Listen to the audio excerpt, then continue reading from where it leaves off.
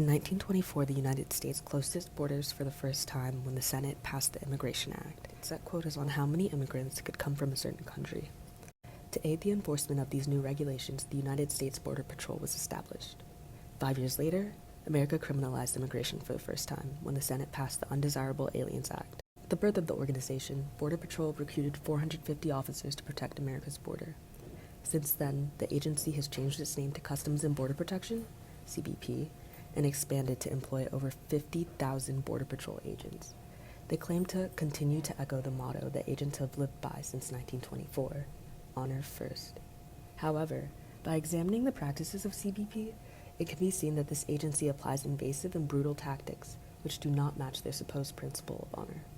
Customs and Border Protection holds too much authority and does not have enough oversight, which empowers them to be an unjust organization with inhumane practices. That around 2/3 of the U.S. population is exposed to the power of CBP.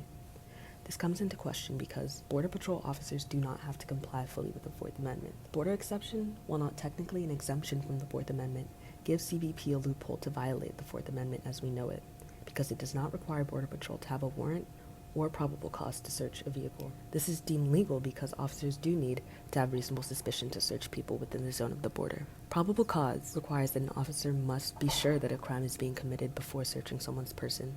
On the other hand, reasonable suspicion requires that officers only have an idea that illegal activity is happening. In the 1975 case, the United States versus Brignoni Ponce, the defendants who were stopped by a roving CBP vehicle near the California-Mexico border argued that their arrest violated their Fourth Amendment right against unreasonable search and seizure. They argued that they were stopped by Border Patrol based solely on their appearance as people of Mexican ancestry. The government argued that stopping possible immigrants was done in order to ensure public safety and noted that an overwhelming amount of immigrants in America are Mexican and enter their countries in cars.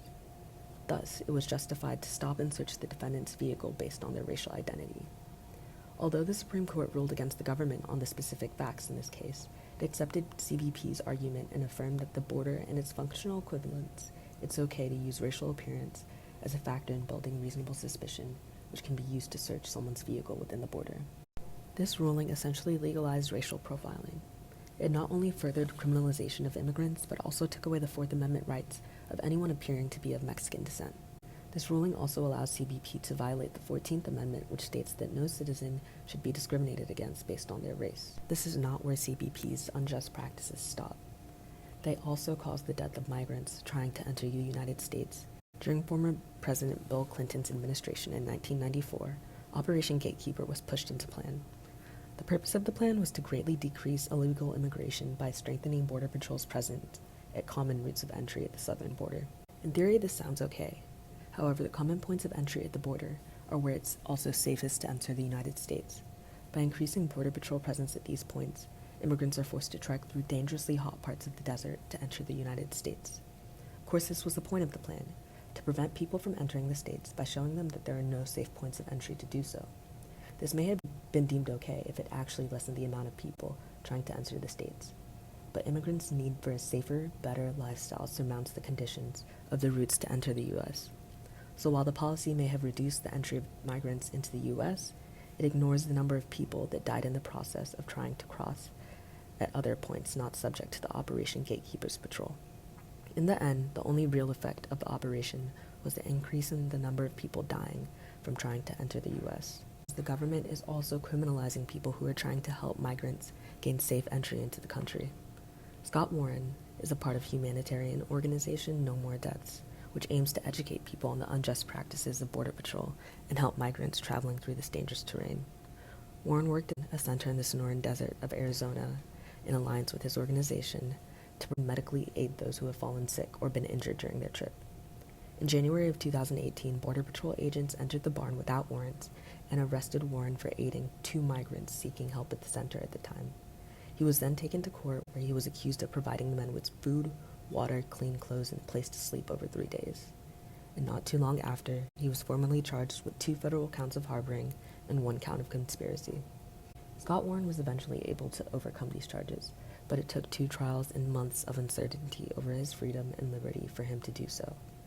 Despite the success of Scott Warren in court, the actions of the government is a clear indication that while they recognize the tragedies that the CBP policy causes, they put more premium on preventing migration over the human lives that could be lost. In the presence of these inhumane actions, there is no prominent legislation or policy in place fighting against this problem.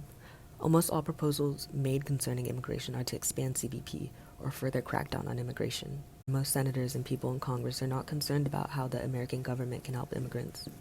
In the absence of legislation, community organizations have taken it upon themselves to fight for a more just system at the border. One of the organizations is the Southern Border Communities Coalition. The SBCC is a coalition of 60 organizations across the southern border of the U.S. trying to push CBP to prioritize public safety, decriminalize immigration, optimize practices at the border centered around preservation of human life. These values stand by the human right to life, liberty, and the pursuit of happiness. The U.S. government has proven its main priority is ensuring that the border is sealed as much as possible. By bolstering the power of CBP to reach its goal, the government ignores how citizens and people simply seeking a better life are affected by this. Enforcing these policies are seen as a means to an end. However, CBP uses an unjust means to reach this end. America needs a system that is truly rooted in honor and respect for not only citizens, but for all humans.